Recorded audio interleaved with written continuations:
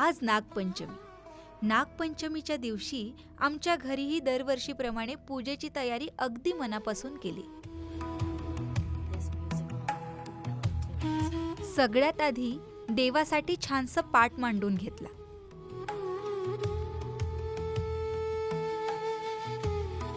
पूजेच्या जागेसमोर अतिशय सुंदर आणि रेखीव रांगोळी काढून घेतली.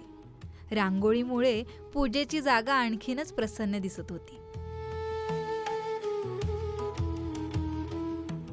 आणि मग आले आपल्या घरचे नागदेवता. बाबा नागदेवतेला घेऊन घरी आले आणि आईने त्यांची पूजा करून अगदी मनोभावे स्वागत केलं.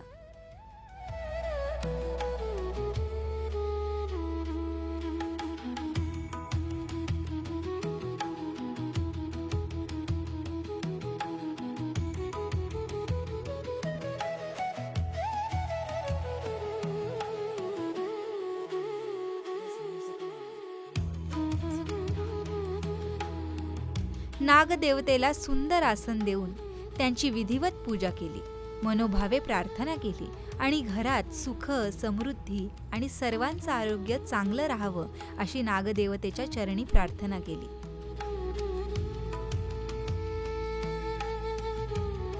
नागपंचमी म्हटलं की या सणाशी जोडलेले काही खास पदार्थही असतात.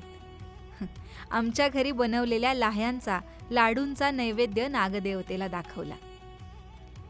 नागपंचमीच्या या दिवशी अनेक घरांमध्ये लाह्यांचे लाडू आवर्जून बनवले जातात.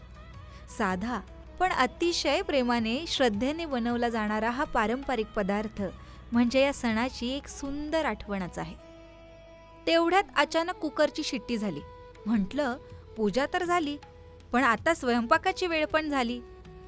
आईने अगदी प्रेमाने गोड शेंगा बनवल्या. गरमागरम शेंगा तयार झाल्यावर त्याचाही नैवेद्य नागदेवतेला दाखवला. अशा प्रकारे पूजा, रांगोळी, पारंपरिक पदार्थ आणि घरच्यांसोबतचा हा सुंदर दिवस अगदी आनंदात आणि भक्तिभावाने साजरा केला.